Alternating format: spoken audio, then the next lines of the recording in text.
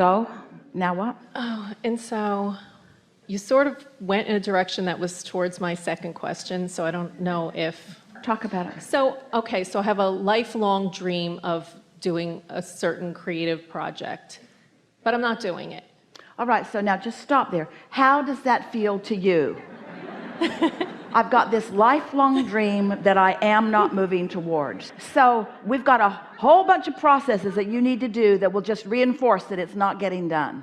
Okay, so there's a part of me that trusts that what I'm looking for in order to do this is inspiration and just have it be flowing. Right now, how big is that part?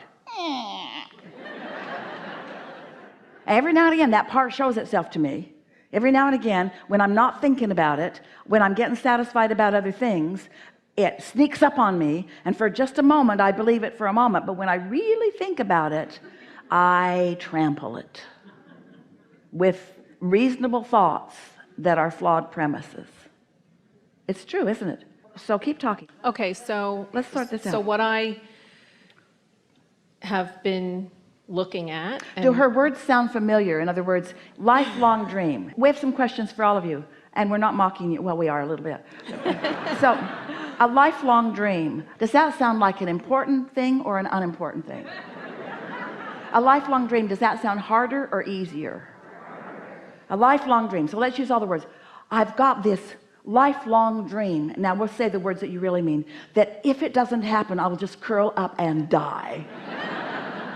We exaggerated a little bit, but a lifelong dream. I've had this dream for my whole life and it hasn't happened yet. A lifelong dream is a dream that's so big that I intend to keep it alive even though I don't get it year after year after year after year after year after year.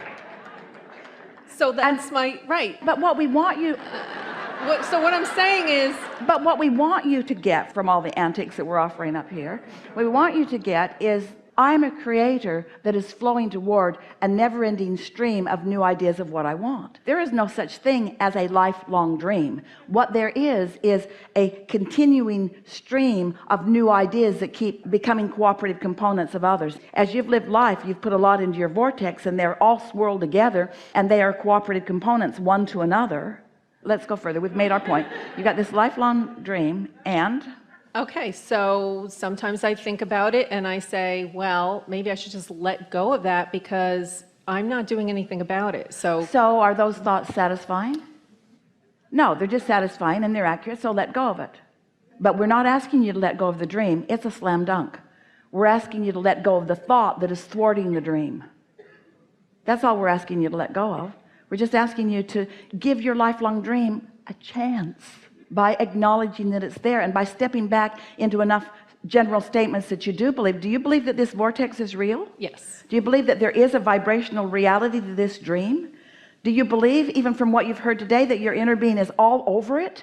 Do you believe that your inner being believes in your ability to live this dream? Mm-hmm. Do you believe that your inner being knows what your path of least resistance is for it to unfold in a pleasing way for you? Yes. Then is there more for you to do other than to stop getting in the way? Is there more for you to do? We're asking you all this.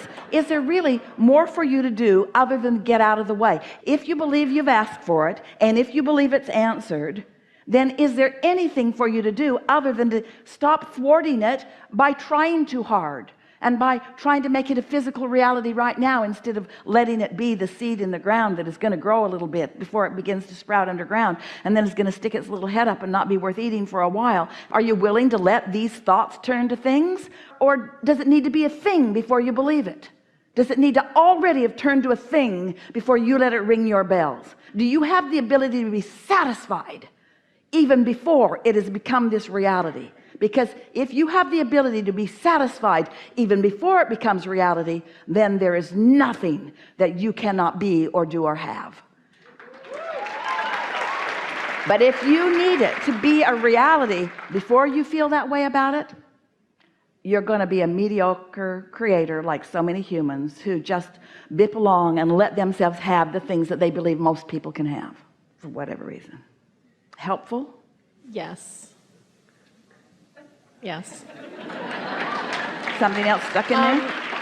Okay, so just one more little clarification. So would you say that getting control of your thoughts and using your thought as a mechanism and really being conscious about that, is that efforting or? Yeah, trying too hard. So what's the other alternative? Caring about being satisfied, knowing what feels satisfied, and then feeling around until I find the satisfying spot. Feeling your way to it rather than thinking your way to it.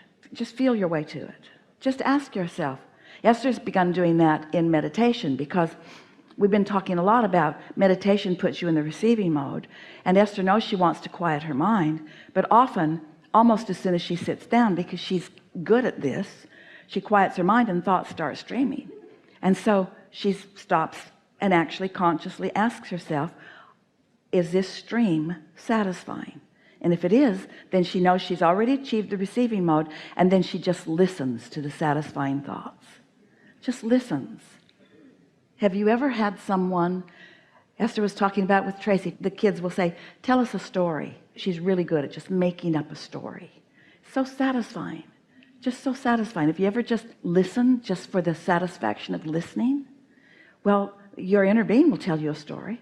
Your inner being will give you words or give you impulses or give you feelings. So if you feel satisfied, then just sit there for a little bit and acknowledge that you feel satisfied, and let it sort of wash over you. Let more come. Let more momentum happen about it. And then before you know it, you'll be walking around outside the 15 or 20 minutes of meditation. That's really all we encourage in a day. You'll be walking through an airport and feeling satisfied. Sitting on an airplane and feeling satisfied. And feeling satisfied so much that someone brings you a hot bottle of water to hold under your blanket. Really? Really? Someone goes to that extent because you're already satisfied? So the only interaction that this person could have with you is to somehow enhance your satisfaction just a little more? You got to believe that your inner being wants to enhance your satisfaction. Your inner being knows what you want. Keywords we offered and you didn't quite hear them, but we want you to. Your inner being is guiding you, inspiring you, flowing to you, affecting your chemical factory, affecting the chemistry of your being, affecting your mood, affecting the way your muscles fire, affecting everything about you, affecting the clarity of your mind. Your inner being is offering all of that, all of that, all of that, all of that. And the more that you are allowing, then the more you are receiving of that, and then the more detailed your impulses become. But there's nothing wrong with just letting it be so general. Why are you so happy? I can't even tell you. I can't even pinpoint it. There's just so much. Well, give me some examples. Don't make me, I might lose it. I just feel satisfied. I just feel good because this is who I naturally am, and right now I'm not doing anything to get in the way of that.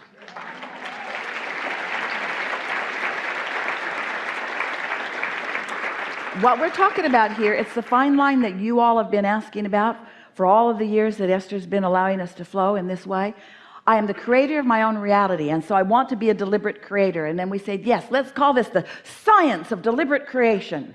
The science of deliberate creation. Science because it is ever unfolding, and deliberate because you want to think about what you want to think about, and creation because the results are you get what you want. Well, that's all well and good, but you all work too hard at it. You'd think a thought and you'd better cancel that thought before law of attraction gets hold of it and give me something I don't want. And so then we began calling it the art of allowing. The art of allowing. Step 1 is done. Step 2 is done. Step 3 is you got to get in the allowing of, allowing the receiving of, the receiving of what you've already asked for. And step 4 is just getting really good at that. And step 5 is having mastered what allowing is and caring about being satisfied and looking for satisfaction in the easy places, in the easy places, in the easy places. Don't look for it where it's hard. Don't triumph over it because you won't win. Just look for it where it's easy and find it where it's easy. And let the things that are easy to be satisfied cause you to create a vibrational atmosphere that lets everything you want in.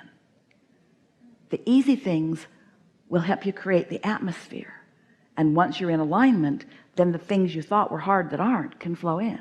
But most people, when we call them here, give us the thing they're the most worried about, the issue. I've got this issue. We say, oh good, let's fail together here. Let's take the subject that you have the most resistance in the whole world about, and let's try to hammer it into alignment together while the audience squirms while we do it. Or let's talk about things that are satisfying. Let's practice what being in the receiving mode is, so that in the hours that follow and the days that follow and the weeks that follow, you can witness the thoughts turning to things, and you can make the correlation. You understand the relationship between what you accomplished vibrationally and what comes next. Really good. You all have heard here today the most comprehensive conversation about what creation really is and what your role in it is. And what is your role? Your role is twofold. Your role is ask, which is contrast, and allow or receive, which is chilling, which is chilling out, which is being satisfied. And every moment you're doing one or the other of those. Humans do so much step oneing. For some reason, step one is where you think you need to be, because in step one there's clarification and all of that. Well, step one really is, we'll give it to you, step one is where all the creation happens, because it's where all the asking happens, and once you've asked, it is given. So that really is where it happens. But for you to let it in, you got to be in that step three, in that chill place. And so where does it feel to you right here, right now, in light of your life, in light of everything we've talked about here today? Where do you want to deliberately be, step one or step three? And won't life put you in step one plenty? Do you really need to go looking for trouble? It'll just keep showing up, because no creation is ever complete. So you're going to obviously have continuous step one moments, but as soon as you have them and you've launched the rocket and felt whatever you felt about it, then give it a rest. Don't keep hammering away at it, because now it's in the system. Now it's in the machine. Now your life sifted it out, and you launched the rocket, and now it's in the hands of your inner being and law of attraction. And just like the seed in the ground is following its natural instincts, and now your job is to support the creation of it in any way that you're inspired to do. So if you are a farmer planting your first seed, you'd feel inspiration to water it and tend to it, and maybe pull the weeds out from around it. You may be inspired to action. We're not saying you're not going to be inspired to plenty of action, but when the action comes, it's satisfying, because every action that comes from that inspired place is action that will produce results that are obvious and visible to you. So the satisfaction isn't just blindly sitting back and quieting your mind and feeling good because you're not thinking about bad things. It can be that, and often it's the beginning. But then the satisfaction comes from the ideas flowing and the rendezvous happening and the momentum building and things starting to show up and it beginning to take shape right before your eyes. You've all had plenty of those experiences, haven't you? Enough? Perfect. Thank you. Yeah, really good.